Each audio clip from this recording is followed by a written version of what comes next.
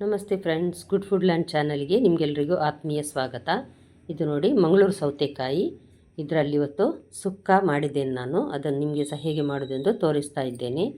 ಇದಕ್ಕೊಂದು ಸಿಂಪಲ್ ಆಗಿರುವಂತಹ ಒಂದು ಮಸಾಲ ಪುಡಿ ಇದು ರೆಡಿ ಮಾಡಿ ಮಾಡುವಂತಹ ಸುಕ್ಕ ಇವತ್ತಿನ ರೆಸಿಪಿ.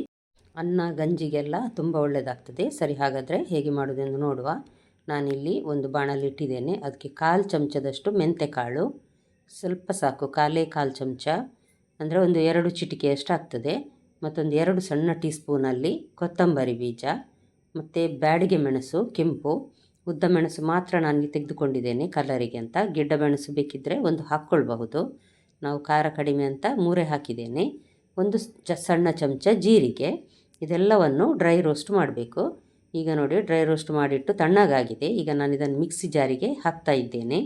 ಸ್ವಲ್ಪ ಹುಳಿ, ಅಂದರೆ ಒಂದು ಲಿಂಬೆಹಣ್ಣಿನ 1/4 ಭಾಗದಷ್ಟು ಹುಳಿ ಇದು. ಅದನ್ನು ನೋಡಿ ಇದಕ್ಕೆ ಹಾಕಿ ಇದರೊಟ್ಟಿಗೆ ನಾನೀಗ ಪೌಡ್ರ್ ಮಾಡ್ತೇನೆ.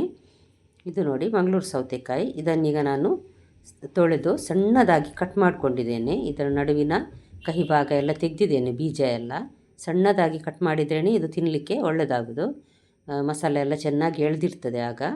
ಅದಕ್ಕೋಸ್ಕರ ಇಲ್ಲಿ ಒಂದು ಸ್ಟೀಲ್ ಪಾತ್ರೆ ಇಟ್ಟಿದ್ದೇನೆ ನಾನು. ಇದಕ್ಕೆ ಒಂದು 2 ಟೇಬಲ್ ಸ್ಪೂನ್ನಷ್ಟು ತೆಂಗಿನೆಣ್ಣೆ ಹಾಕಿದ್ದೇನೆ.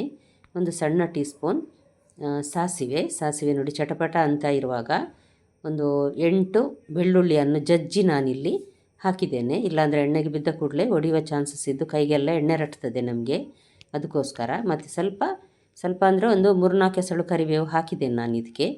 ಎಲ್ಲವೂ ಚೆನ್ನಾಗಿ ಫ್ರೈ ಆಗ್ತದೆ ನೋಡಿ. ನಂತರ ಇದು ಫ್ರೈ ಮಾಡಿದೆ ಮಸಾಲೆ, ಆದರೂ ಸಹ ಒಂದು ಗಳಿಗೆ ಇದನ್ನು ಈ ಎಣ್ಣೆಯೊಟ್ಟಿಗೆ ಹಾಕಿ ಈ ರೀತಿ ಬಿಸಿ ಮಾಡುವ. ತುಂಬ ಮೆಲ್ಲ ಉರಿಬೇಕು. ಜಾಸ್ತಿ ಏನಾದರೂ ಉರಿ ಆಯಿತು ಅಂದರೆ ಒಂದು ಸಲ ಆಫ್ ಮಾಡಿಬಿಡಿ, ಸುಟ್ಟು ಹೋಗಬಾರ್ದು ಮಸಾಲೆ. ಅದಕ್ಕೋಸ್ಕರ ಈಗ ಕಟ್ ಮಾಡಿಟ್ಟ ಸೌತೆಕಾಯಿಯನ್ನು ಹಾಕಿ ನಾನೀಗ ಇದನ್ನು ಒಂದು 5 ನಿಮಿಷ ಮೆಲ್ಲ ಉರಿಯಲ್ಲೇ ಹುರಿತಾ ಇದ್ದೇನೆ ಇದನ್ನು. ನೀವಿನ್ನೂ ನಮ್ಮ ಚಾನಲ್ ಗುಡ್ ಫುಡ್ ಲ್ಯಾಂಡನ್ನು ಸಬ್ಸ್ಕ್ರೈಬ್ ಮಾಡಿಲ್ಲ ಅಂದರೆ ದಯವಿಟ್ಟು ಸಬ್ಸ್ಕ್ರೈಬ್ ಮಾಡಿ.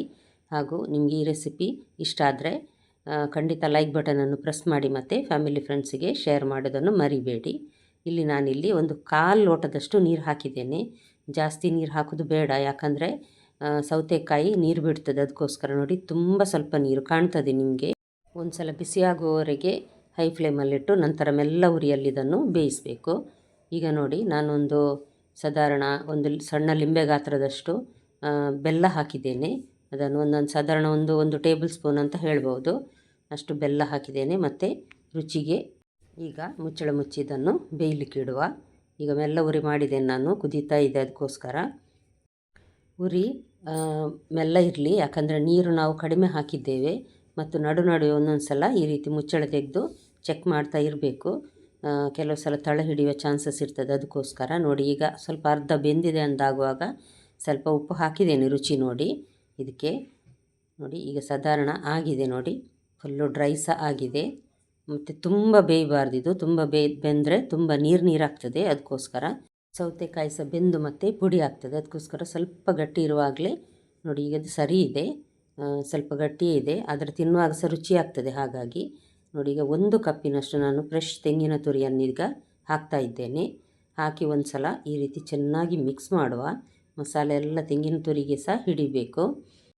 ಸ್ವಲ್ಪ ಸಿಹಿ ಸರಿ ಇದೆಯಾ ಅಂತ ಸ್ವಲ್ಪ ನೋಡ್ಕೊಳ್ಬಹುದು. ಸ್ವಲ್ಪ ಕಮ್ಮಿ ಇದೆ ಅಂದರೆ ಸ್ವಲ್ಪ ಹಾಕಿ ಇದನ್ನು ಮೆಲ್ಲ ಉರಿಯಲ್ಲಿ 1-2 ನಿಮಿಷ ಇಟ್ಟರಾಯಿತು. ತೆಂಗಿನ ತುರಿ ಅಂದರೆ ಸ್ವಲ್ಪ ಬಿಸಿ ಆಗಬೇಕು. ಅದಕ್ಕೋಸ್ಕರ ಕೊನೆಗೆ ಸ್ವಲ್ಪ ಕೊತ್ತಂಬರಿ ಸೊಪ್ಪು ಬೇಕಿದ್ದರೆ ಹಾಕ್ಕೊಳ್ಬೋದು. ನಾನು ಹಾಕಿದ್ದೇನೆ, ಒಳ್ಳೆಯದಾಗ್ತದೆ ಅಂತ. ನೋಡಿ, ಸೌತೆಕಾಯಿ ಸುಕ್ಕ ರೆಡಿ ಆಯಿತು. ಖಂಡಿತ ನಿಮ್ಮ ಮನೆಯಲ್ಲಿ ಒಮ್ಮೆ ಟ್ರೈ ಮಾಡಿ ನೋಡಿ ಫ್ರೆಂಡ್ಸ್. ನಿಮಗೆ ಸಹ ಖಂಡಿತ ಇಷ್ಟ ಆಗ್ಬೋದು. ನಾಳೆ ಇನ್ನೊಂದು ಹೊಸ ರೆಸಿಪಿಯೊಂದಿಗೆ ನಿಮ್ಮನ್ನು ಮತ್ತೆ ಭೇಟಿ ಆಗ್ತೇನೆ. ನೋಡಿದ ಎಲ್ಲ ವೀಕ್ಷಕರಿಗೆ ಧನ್ಯವಾದ.